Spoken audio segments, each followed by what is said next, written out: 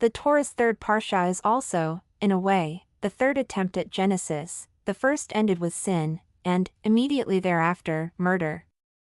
The second with wickedness, a flood, and then the chaos of the Tower of Babel.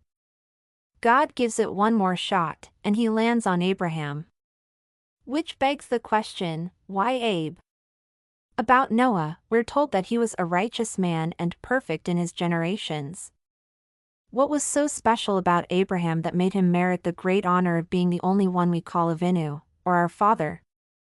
That is the central question of the parsha. As you can imagine, our finest thinkers have spent millennia grappling with the question.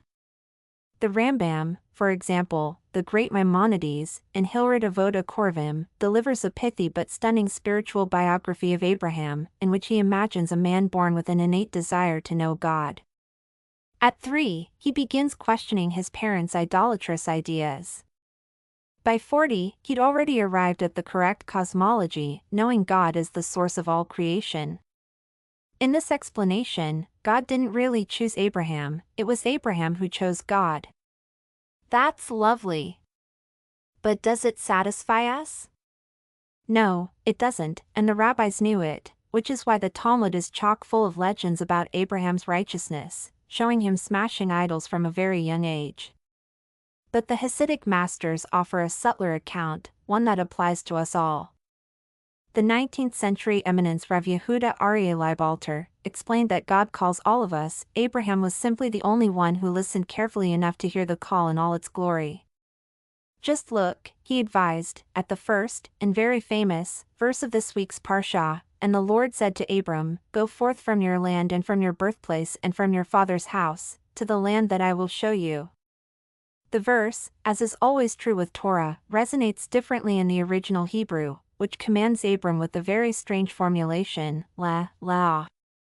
It's one of these phrases that's very difficult to translate. It literally means, go on to yourself. Which, Rav Yehuda Aryeh Leibalter tells us, is precisely the point. You don't see God by looking at the trees, the rocks, the sky. You see God by turning inwards, by shutting off all the noise of the material world and tuning into more intricate spiritual revelations.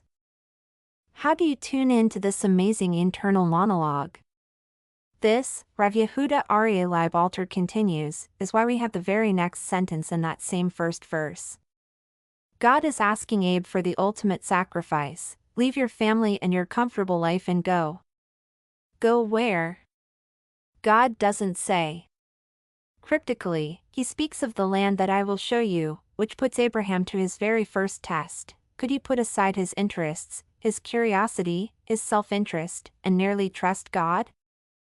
Abraham aces the test, and that's the secret of his genius. He understands that to hear yourself, you must first learn to silence yourself.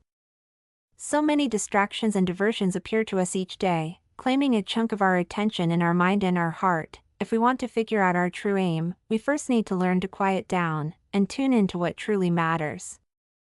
This tremendous insight, as the great Israeli Torah teacher Savan Rahav Meir observed, made Abraham not only the first true believer, but also the first Jew, the first immigrant, and the first person to truly reshape the world. And his example is still one we can and must follow.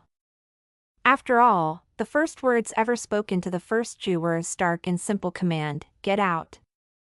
Leave your comfort zone. Act. You have a destiny that's different from everyone else's. Seize it, or perish.